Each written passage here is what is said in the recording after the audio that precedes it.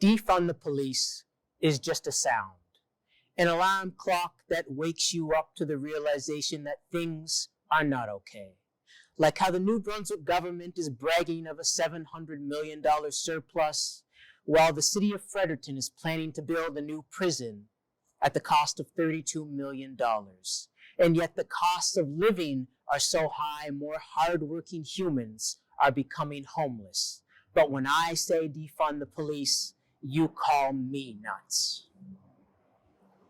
Defund the police is an emotional lure that you bite so we may reel you in from that ocean of comfort on compliance. The truth, that is the reality of our situation. The magnitude of this threat is so great that even conversations around police funding are really just distractions.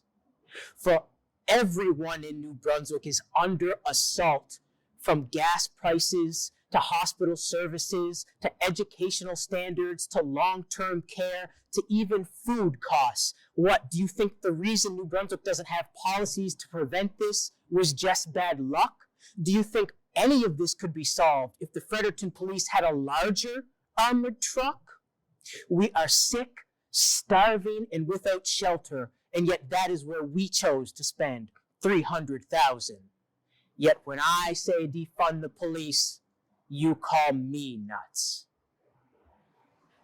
Well, the data's in. Ask any criminologist. Time and time again, it's been proven that prisons are shit, and those that walk in, walk out more likely to commit. You see, it's prisons that make humans more dangerous because it's love and respect that they never get. Inside, they'll be beaten and yelled at for years, then released to a world told to treat them with fear. And so that cycle of exclusion and survival begins once again as the trauma they faced while inside prison. And that giant monster truck we bought for the Fredericton police gets to breathe a $300,000 sigh of relief. For as long as there's prisons, there'll be wounded souls for cops to beat. And as long as we build that $32 million prisons, sexual assault victims will be sent home and told not to pee. Welfare checks will turn to murders that get swept under the sheets. Chantel Moore, Rodney Levi, and the many more that don't make it to our television screens. Yet when I say defund the police, you call me crazy. Defund the police is the candy-coated cartoon compared to the systemic spiritual and societal issues we face. We are chopping forests into apartments priced beyond all our means. The cost of living is so high, you can work 2 jobs and still become homeless.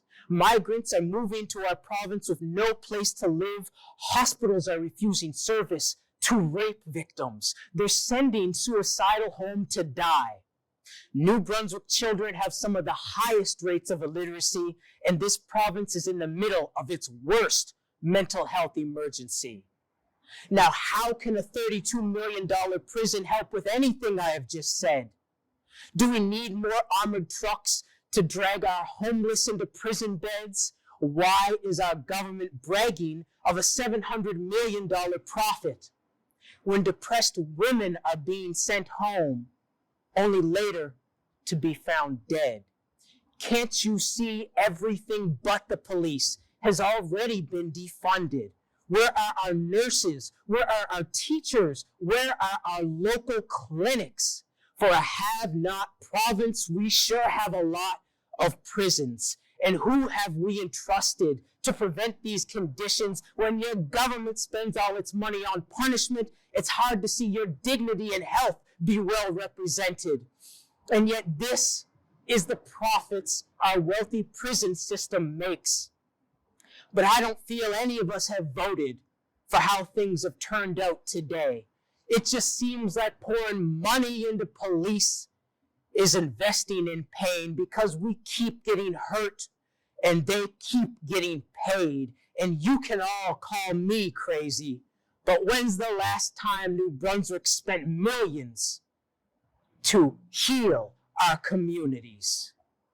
What has really been defunded? Fredericton, New Brunswick, please answer me.